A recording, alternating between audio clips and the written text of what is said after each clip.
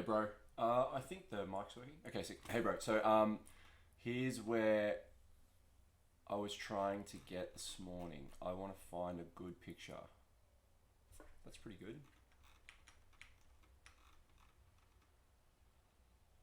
Yeah, that's pretty good. Okay, this will work really well to identify what I was trying to achieve out of this morning, just so that we've got more context. So you're really tight through the deep hip, and this is a it's not just an isolated problem. So I'm never going to point at a muscle like something really small too, like quadratus femoris, and say this is why. But I will say that this is very tight, and so is all of this. But if we're to think about like as internal as possible at the hip, that is as internal as possible at the hip as we are right now. And that's a tricky one to get, but it's definitely doable. One way you can see here that this is your sit bone. So we've got sit bone, then we've got your outside of the leg bone. So this is your ischial tuberosity, and this is your greater trochanter. Today we were talking about using the ball in bed on the mattress between the top of the hip and the greater trochanter. So we want to be in here, and the goal here is to put direct pressure going this way. I think my mouse is on the screen. Man, if it's not, that'll be so silly. We're gonna have to find out. But if we look at where gemellus inferior is on the right hand side, third from the bottom, if we go up, we've got the number 2. So between those 2 points, there's that bony prominence on your femur, that's your greater trochanter. And then all the way at the top of this list, we've got piriformis. If we look above piriformis, we see gluteus medius, and then it's that crest of the pelvis. We come all the way to the right hand side of that crest. That's the lateral aspect of your pelvis, your ASIS. Between ASIS and greater trochanter is where we're going to put the ball. And this is just because I don't know if my mouse cursor is showing up on the recording. It's a tricky one. And anyway, if we look across there into that big bundle of meat, we've got piriformis, which is in the middle. If we look all the way down to the bottom of that bundle of meat, we've got quadratus femoris. And then underneath that is a bony prominence on your leg bone, where you can see sciatic nerve, and then to the right of that nerve, we've got this bony prominence underneath quadratus femoris. This is your ischial tuberosity. So we can put a ball into the space between this ischial tuberosity, and then if we come across to the right hand side where the sciatic nerve is, we're onto another bony prominence. This is your pubic ramus. So we can get a ball between the pubic ramus and the ischial tuberosity by sitting on a stool. And you probably saw a lot of stools at my place today. So I sit on a stool like that, which is like a square base is really good, but a circle base works well too. And I put a ball, a soft ball, so maybe like a tennis ball, on that stool, and then I will sit on the ball and hunt for that quadratus femoris and some of those obturators as well. We've got obturator externus and gemellus inferior.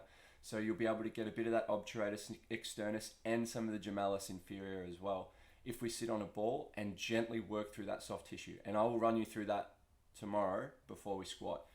Now, if we go back, excuse me, and we take a broader view, I think we don't need deep hip anatomy now, we need just normal hip. Oh no, hang on, this will be fine. Yeah, sick, this will be fine. Okay.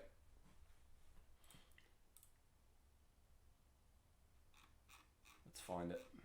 That'll do just fine. All right, so this is starting to feel like university. Okay, I can see my mouse cursor on the recording now, which is good. So we've got adductor brevis, adductor longus, and then the gracilis muscle tissues, which make up predominantly the superficial bulk of our adductors. These are tight, and again, I'm not going to say this is tight and therefore like the hip is tight. The hip is tight, and that's where I'll start. Like I go as internal as possible, just so we can get on the same page. The hip is tight, and as a consequence of it being tight, all of this tissue is going to be tight, and it is going to be generally loading you in internal rotation. And these muscles represent a great indication of why.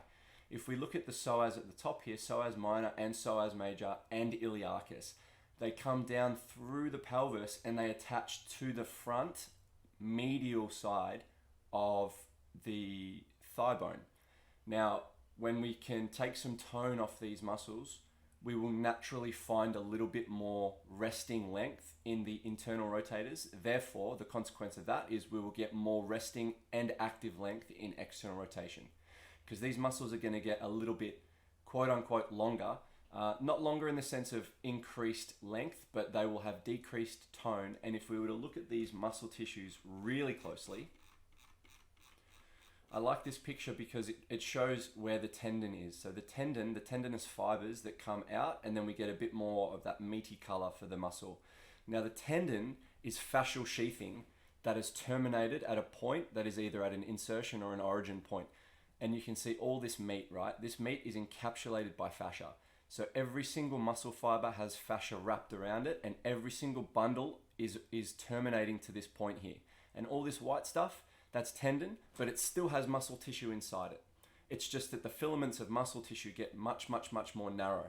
We can still strengthen this stuff, and most people that do strength training end up strengthening a lot of their tendinous structures, but that's also why a lot of soft tissue injuries that occur in strength sports is muscle belly. It's very rarely that you'll go, let me say that the other way around, is why it's off the bone. Sorry.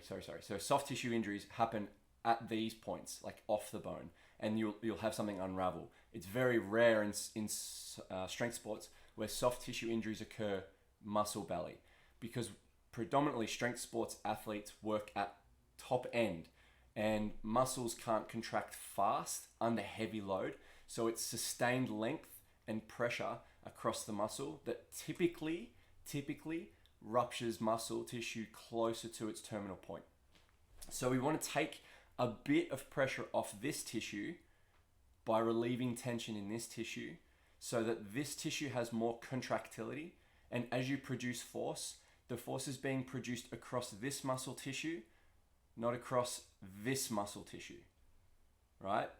So we want to have this as more of like this is the horsepower, and this is the force absorber, rather than this is the horsepower, typically, right?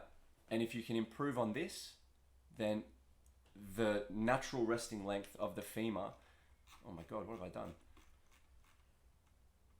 This is a good one as well, but the natural resting length of the femur will start to open up into a bit more external rotation, abduction, and extension. You'll get more extension out of yourself. If we take an even more superficial view, if we look at tensor fasciae latae, which is what we were working on today, it sits right next to this sartorius muscle. Sartorius is a chronic internal rotator and flexor. It is very, very important muscle. And that was, I think I put my knee in that one, and it was tender. So that tells me that this muscle tissue is tight. It's lost a bit of its contractility, and it's sensitive. So it's going to be a little slower in recovering from load, which is why it might feel so sore. It's taking a lot of sustained load between sessions into another session, and then you're adding more load to it. Now we can take some tension off of that muscle, so we can soften how sensitive it is and improve the recoverability of it, which may increase your maximum recoverable load through lower body. So that's really exciting and important. But then we look at tensor fasciae latae. Now tensor fasciae latae, it sits on the outside of the leg, but look at the shape. It's such an interesting muscle because this is actually an internal rotator as well. It typically works internal rotation when the hip is in flexion. So these 2 points get closer together when the hip is flexed, because the knee comes, if you can imagine, the knee's coming towards you, as opposed to like the knee's coming up this way. It's actually coming towards you because it's a 3-dimensional movement. So these 2 points become a little bit closer together, and then the way that this muscle produces force is through internal rotation and not external rotation. Typically, anything that's on the front of the leg is going to be more of an internal rotator than an external rotator, and anything on the back of the leg is going to be more of an external rotator than an internal rotator, but they all work synergistically. And that's a very, very basic way of looking at a 2-dimensional shape like this, and then building context into 3-dimensional patterns. So long story short, we want to be taking some pressure off this muscle in bed. We want to take pressure off that muscle, and we can go through some of that upper glute, but like I was saying, you'll kind of fall into this cavity and you won't feel much because your glutes are super strong. And these muscles right in here, we want to be in this space here around the front and just owning that shape right in there. The more sensitivity we can mitigate through here, by breathing and doing some contract and relax work, the more tension, because we're going internal, the more tension we will start to take away from these structures that are further out. And we can still do some work on this, we definitely can, but the biggest bang for your buck right now is taking tension off the internal hip and allowing the leg bone a chance to get some rest away from that internally rotated and adducted shape. Anyway, that was a long one. I'm really sorry if it was, but I hope you got something out of this. And this is, I was very excited with an opportunity to kind of have a bit of a play and a feel through your hip, because man, there's a lot of soft tissue potential in there. And if you're up for it, I'd love to have a crack at finding you a couple more kilos on that squat, and even a 1% improve across all 3 lifts could be massive. So that'd be something that would excite me greatly. All right, big love.